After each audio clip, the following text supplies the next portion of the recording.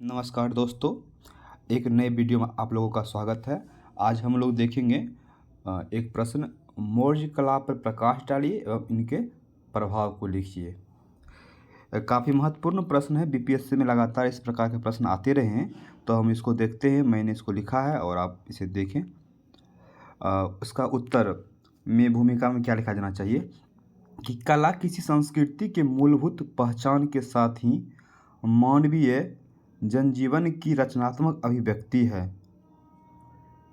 हड़प्पा काल में ही उच्च स्तर की मूर्ति कला एवं वास्तुकला का अस्तित्व था, परंतु मौर्य काल में मिट्टी या लकड़ी के जगह पत्थर के उपयोग से कला को स्थिरता एवं निरंतरता प्राप्त हुई। मौर्य कला के विभिन्न विशेषताओं को निम्नलिखित संदर्भों में देखा जा सकता है। इसकी विशेषताओं को हम लोग अलग अलग करके लिखेंगे। जैसे मैंने लिखा, आपको इस तरह लिखना है। स्थापत्य कला। स्थापत्य कला के अंतर्गत राजप्रसाद, स्तंभ, स्तूप एवं गुहा विहार एवं मूर्ति कला के अंतर्गत एक तो स्तंभ के ऊपर मूर्तियां हैं, एक स्वतंत्र कलाकारों द्वारा बनाया गया मूर्तियां हैं। तो दोनों को हम लोग लिखेंगे। अब सर्वप्रथम स्थापत्य कला के जो पहला पाठ है राजप्रसाद, उसके बारे में हम लोग देखते हैं। राजप्रसाद, इसकी अवस्थिति यानी यह कहाँ अवस्थित है, इसकी उल्लेख कहाँ कहाँ हुए एवं इसकी विशेषता क्या है, तीनों को अलग अलग प्रकार से लिखेंगे तो आपको अधिक अंक दिया जाएगा। अवस्थिति में यह बिहार की राजधानी पटना के कुम्हरार में है। जो आपको पटना सिटी के आसपास के होंगे वो समझते होंगे। इसका उल्लेख कहाँ कहाँ किया गया है, तो एरियन एक यूनानी यात्री थे, उन्होंने इसका वर्णन किया है। चंद्रगुप्त मौर्य के राजप्रसाद की भव्यता का मुकाबला सूसा एवं एकबतना स्थित राजप्रसाद भी नहीं कर सकते थे। एक दूसरा फाहियान जो चीनी यात्री थे, उन्होंने बोला कि गुप्त वंशीय शासक चंद्रगुप्त द्वितीय के समय भारत आया, राजप्रसाद को देवताओं द्वारा निर्मित बताया। ये समझ सकते हैं कि उतना सालों के बाद जो राजप्रसाद को देखा फिर भी उसे भव्य लग रहा है, यानी वो कितना भव्य रहा होगा। पतंजलि, इन्होंने भी मौर्य राजप्रसाद की प्रशंसा की थी। अब इनके अंदर जो सभा भवन है उसके बारे में हम लोग देखते हैं। राजप्रसाद के भीतर बने कई विशाल कक्षाओं में से एक 80 स्तंभों वाला सभा भवन विशेष रूप से उल्लेखनीय है। इसकी छत एवं फर्श लकड़ी की बनी हुई, यानी कि इस बिल्डिंग में, इन भवन में, राजप्रसाद में एक बहुत बड़ा सभा भवन था। ठीक है, वो सभा भवन था। उस सभा भवन का हम लोगों ने यहाँ चित्र बनाया है। एक सांकेतिक चित्र है, आप इसको बना सकते हैं। इस तरह के प्रश्न आप अच्छा से स्क्रीनशॉट ले सकते हैं इसको। अब इस राजप्रसाद की संरचनात्मक विशेषता क्या है उसको हम देखते हैं। स्तंभ मौर्यकालीन स्थापत्य कला का सर्वोत्कृष्ट उदाहरण है। ये स्तंभ मुख्यतः अशोक द्वारा धर्म के प्रचार प्रसार हेतु भारतीय उपमहाद्वीप के विभिन्न भागों में स्थापित करवाए गए हैं। ये भी दो प्रकार के। पहला तो लिपिबद्ध स्तंभ, यानी वैसा स्तंभ जिसके ऊपर कुछ न कुछ राजाज्ञा लिखा गया, कुछ लिखा गया राजा के द्वारा संदेश देने के लिए। दूसरा है सादा स्तंभ। अब पहले हम लिपिबद्ध स्तंभ को देखते हैं। लिपिबद्ध स्तंभ बहुत सारे हैं। सादे स्तंभ में बसाड एवं ब्रह्मपुरवा स्थित स्तंभ है। अब इन स्तंभों का संरचनात्मक विशेषता देखते हैं। आप देखते होंगे कि मेरे नोट में एक चित्र बनाया गया है स्तंभ का। आप भी इसको स्क्रीनशॉट ले सकते हैं और इसी तरह से बना सकते हैं। इससे आपको होता अच्छा मार्क्स देता है। जितना चित्र बनाइएगा, जितना संरचना बनाइएगा, उतना ज़्यादा अंक दिया जाएगा। तो इन संरचनाओं की विशेषता हम देखते हैं हम लोग। एक काश में पत्थर द्वारा निर्मित, यानी ये पूरा संरचना है एक ही प्रकार के पत्थरों के काट के बनाया गया। इसका मतलब हुआ कि अलग अलग पत्थरों को जोड़ के नहीं बनाया गया है। दूसरा, अधिकांश लाल बलुआ पत्थर से निर्मित है, जो चुनार एवं मथुरा से आयातित था। चुनार जो यूपी में पड़ता है, मिर्ज़ापुर के आसपास, वहाँ से पत्थर को लाया गया था, उसको बनाया गया था। ये स्तंभ गोलाकार हैं जो चमकदार पॉलिश से युक्त हैं। अब हम स्तंभ की संरचना को मुख्यतः दो भागों में देखा जा सकता है। पहला, तना, इसकी चौड़ाई नीचे से ऊपर की ओर कम होती है। अभी देख रहे हैं आप इसके चौड़ाई को, अगर सही से, तो आपको दिखेगा कि इसकी चौड़ाई जो है, ये नीचे वाले जो है, ये जो भाग हम दिखा रहे हैं, ये ऊपर से नीचे, ये धीरे धीरे देखते होंगे कि बढ़ रहा है। ऊपर जाने के बाद नीचे बढ़ रहा है और ऊपर जाने के बाद घट रहा है। यही तना का भाग है जो नीचे से ऊपर की ओर कम होती है। इसके ऊपर क्रमशः मेखला, उल्टा कमल, कष्ट, चौकी, पशु आकृति अवस्थित है। आप इसको देखेंगे अगर, तो इसमें दिखेगा ये नीचे वाला भाग तना है, उसके ऊपर का भाग मेखला है, उसके बीच में जो उल्टा कमल का बना हुआ है, उसके ऊपर कंठ है, फिर चौकी है, उसके ऊपर पशु आकृति है। इसको इसी तरह से बनाना है। अब इस शीर्ष के बारे में बात करते हैं।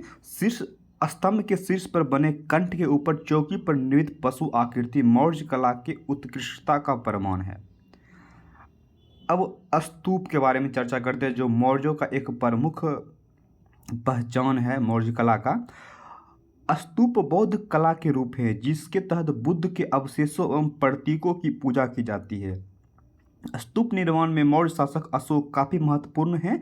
मौर्यकालीन स्तूप में सांची, भरहुत एवं राजगिरी का स्तूप उल्लेखनीय है, जिसमें सांची स्तूप को यूनेस्को के विश्व विरासत सूची में शामिल किया गया है, जो इसकी महत्ता एवं उत्कृष्टता का प्रमाण है। हमने यहाँ एक स्तूप का निर्माण किया है, एक संकेत बनाया है। यह सांची में स्थित स्तूप है। आप परीक्षा में इस स्तूप को बनाएंगे, इसको बनाने के बाद आपको 1-2 अंक अतिरिक्त मिल सकते हैं, इसलिए चित्र बनाना नहीं छोड़े। आप देख रहे हैं स्तूप में तोरण द्वार है जिसको प्रवेश द्वार बोलते हैं। उसके बगल बगल को जो वेदिका है, जो घेरा हुआ, उसको वेदिका बोलते हैं। उसके ऊपर में चबूतरा है, चबूतरा के ऊपर मेधी है, अंड जो ये आकार है गोलाकार, सो अंडाकार बोलते हैं। उसके ऊपर एक स्क्वायर की तरह बना हुआ आकृति, उसको हर्मिका बोलते हैं। उसके ऊपर के जो आकृति को यष्टि बोलते हैं। और सबसे ऊपर है छत्र है, जिसमें श्रद्धा, सम्मान एवं उदारता का संकेत है। अब हम लोग स्तूप की संरचना के बारे में देखते हैं। तोरण ये स्तूप का मुख्य प्रवेश द्वार होता है। वेदिका स्तूप के चारों ओर निर्मित घेरा है। प्रदक्षिणा पथ चबूतरे एवं वेदिका के मध्य स्तूप के चारों ओर परिक्रमा हेतु निर्मित स्थान है। हम लोग जाते हैं, किसी मंदिर में भी जाते हैं तो देखते हैं चारों मंदिर के चारों दिशाओं से उसको परिक्रमा करते, घूमते हैं। तो जिस जगह पे घूमते हैं उसी को प्रदक्षिणा पथ प्राय हम लोग को मतलब जो घूमने वाला जगह प्रदक्षिणा पथ कहा जाता है। स्तूप में मेधी है। चबूतरा जिस पर अर्धचंद्राकार गुंबद अवस्थित होता है। अंड अर्धचंद्राकार गुंबद जिसके अंदर की छत साधारण ईंटों से बाहर पक्की ईंटों से निर्मित होता है। और हर्मिका अंड के ऊपर पेटीनुमा संरचना जिसमें बुद्ध के अवशेष रखे जाते हैं, उसे हर्मिका बोलते हैं। छत्र एवं अष्टि हर्मिका के ऊपर छत्र के 3 पक्ष श्रद्धा, सम्मान एवं उदारता के प्रतीक को धारण करने हेतु यष्टि का निर्माण किया गया है। अब इसके साथ हम बिहार जहाँ बौद्ध भिक्षुओं के रहने की जगह को बिहार कहा जाता है। तो मौर्य स्थापत्य कला के अंतर्गत बौद्ध भिक्षु के निवास के लिए चट्टानों को काटकर गुफा बिहार का निर्माण करवाया गया। अब ये कहाँ कहाँ बिहार है, इसके बारे में हम लोग पढ़ेंगे। आप लोग बहुत गौर से इसको देखिए। मुख्य अवस्थिति गया बिहार में है। प्रमुख गुहा बिहार जो है उसके बारे में हम लोग बात करते हैं। पहला बराबर पहाड़ी स्थित गुहा बिहार। अशोक द्वारा निर्मित गुफाओं में सुदामा एवं कर्ण चौपर गुहा बिहार आते हैं, जिसे उन्होंने आजीवक संप्रदाय को प्रदान किया था। इन गुफाओं में सुदामा गुफा अशोककालीन सबसे प्राचीन गुफा, यानी सबसे पहले सुदामा गुफा बनाया गया। फिर नागार्जुन पहाड़ियों में स्थित गुफा बिहार। अशोक के पौत्र दशरथ द्वारा निर्मित इन गुफा बिहारों को आजीविकों को दान में दे दिया गया। इनमें कुछ प्रमुख गुहा बिहार निम्न हैं, यानी जो नागार्जुन पहाड़ियों में गुफा है उनमें गोपी गुफा, लोमस ऋषि की गुफा एवं वर्तिका गुफा महत्वपूर्ण है। आजीविक एक प्रकार का संप्रदाय था जिसको इन गुफाओं को उन लोगों को दिया गया था। मूर्ति कला के बारे में हम लोग बात करते हैं। गौर कीजिएगा कि बीपीएससी में प्रायः मूर्ति कला या स्थापत्य कला को अलग अलग प्रकार से पूछा भी जाता है। जो ऊपर का हमने चर्चा किया वो स्थापत्य कला था। आप सिर्फ स्थापत्य कला पूछे तो आप ऊपर वाला बात लिख सकते हैं, और मूर्ति कला से पूछे तो आप अभी से जो हम लोग पढ़े हैं उसके बारे में लिख सकते हैं, और मौर्य कला पूछे तो आपको दोनों लिखना है। मूर्ति कला। अन्य कलाओं के अतिरिक्त मूर्ति कला में भी मौर्य काल में उत्कृष्ट विकास हुआ। मूर्ति कला को हम दो भाग में रखते हैं, जो स्तंभ के ऊपर की पशु आकृति है, दूसरा है स्वतंत्र कलाकारों द्वारा निर्मित मूर्तियाँ। अब स्तंभ के ऊपर पशु आकृति है। पशु आकृति स्तंभों की संरचना का सर्वाधिक उत्कृष्ट भाग मानी जाती है। इसके अंतर्गत सिंह, वृषभ, हाथी की मूर्तियाँ दिखाई देती हैं। वृषभ जिसको हम लोग सांड भी बोलते हैं अपने भाषा में, ग्रामीण भाषा में। अब हम लोग देखते हैं कि ये जो स्तंभ हैं वो कहाँ कहाँ है, इसमें कौन कौन पशु आकृतियाँ हैं, उसका एक डायग्राम बनाकर आप लोग एग्जाम में ज़रूर लिख के आइएगा, जैसा हमने यहाँ लिखा है। बिहार में है लौरिया नंदनगढ़, जिसके ऊपर पशु आकृति है सिंह का। सबसे सुंदर मौर्य स्तंभ इसको माना जाता है। लौरिया अरेराज भी बिहार में है, इस पर वृषभ की आकृति है। रामपुरवा जो बिहार में ही है, वृषभ इसकी आकृति है।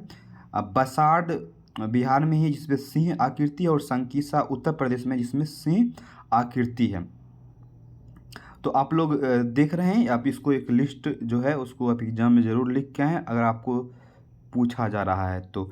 स्तंभों के ऊपर बने पशु आकृतियों में सर्वाधिक चर्चित सारनाथ स्थित स्तंभ के ऊपर बना सिंह की आकृति है, जिसकी मुख्य प्रमुख विशेषताएं निम्नवत हैं। देखिए मैंने यहाँ एक सांकेतिक चित्र बनाया है सारनाथ स्थित स्तंभ का। आप अगर बेहतर बना सकते हैं तो बहुत अच्छी बात है। 4 सिंह एक दूसरे के पीठ से सटा है। चौकी में 4 पशु बैल, घोड़ा, हाथी, सिंह बना है, जो बुद्ध के जीवन से संबंधित है। आप लोग जानते ही बैल, घोड़ा, हाथी एवं सिंह बुद्ध के जीवन के अलग अलग समय का संकेतक है, आप लोग पढ़े ही होंगे। चक्र में 24 तिलियां हैं, जो राष्ट्रीय ध्वज में लिया गया है। यह धर्म चक्र परिवर्तन है, और इसे हम लोग राष्ट्रीय ध्वज के रूप में प्रगति यानी चलते रहने का संकेत ही मानते हैं। भारत सरकार ने सारनाथ के स्तंभ को प्रतीक के रूप में अपनाया है। अब हम लोग स्वतंत्र कलाकार द्वारा निर्मित मूर्तियों के बारे में पढ़ेंगे। इन मूर्तियों में यक्ष यक्षिणी की मूर्ति की विशेष चर्चा मिलती है, जो एक प्रकार से लोक जीवन में प्रचलित प्रतीकों के सूचक एवं लोक धर्म के आधार पर है। इनमें नारी सौंदर्य की सूक्ष्म अभिव्यक्ति को दर्शाया गया है। वक्षों की उभार को महत्व दिया गया है। दोस्तों अगर आपसे संभव हो, अगर आप पटना में बिहार म्यूजियम जा सकते हैं तो वहाँ जाके इसका सांकेतिक प्रतिरूप देख सकते हैं। आप उसमें बेहतर से समझ पाएंगे। अगर नहीं भी जा सकते हैं तो मेरे नोट को पढ़िए और आपको समझ में आ जाएगा। दीदारगंज पटना से यक्षिणी का एक मूर्ति जो काफ़ी आकर्षक है। बुलंदीबाग पटना से नारी एवं बालक का एक मूर्ति मिला है। लोहानीपुर पटना से एक जैन तीर्थकार का नग्न मूर्ति मिला है, जिसके भुजा नहीं है तथा पैर एवं जांघ खंडित है। अब लोग हम इसका समीक्षा करते हैं कि ये मौर्य कला के बारे में। मौर्य काल में मूर्तियों का व्यापक विकास हुआ, जो इतिहास का प्रमुख स्रोत है, परंतु फिर भी इस काल के मूर्तियों का स्वरूप प्राथमिक स्तर का ही रहा, जो आगे चलकर मथुरा एवं गांधार कला में काफ़ी विकसित हुआ। मौर्यकालीन पशु आकृतियों एवं अन्य मूर्ति कला काफ़ी हद तक स्वाभाविक एवं विकसित थे, जो कला के विकास में महत्वपूर्ण स्थान दिया। आप इसको अंत में उपसंहार में निष्कर्ष के रूप में लिख सकते हैं। दोस्तों इसमें 2 प्रकार के प्रश्नों का उत्तर हमने देने की कोशिश किया। प्रथम तो मौर्य कला के स्थापत्य कला के बारे में, इसको आप अलग अलग जिसे यहाँ लिखा हुआ है आप लिख सकते हैं, अच्छा से डायग्राम बना सकते हैं। जितना डायग्राम बनाएगा उतना नंबर आता है। उसके बाद आप दूसरा इसी प्रश्न का रूप है जो मूर्ति कला है, आप मूर्ति कला के बारे में लिख सकते हैं, और इसको नीचे का जो भाग है उसको लिख सकते हैं।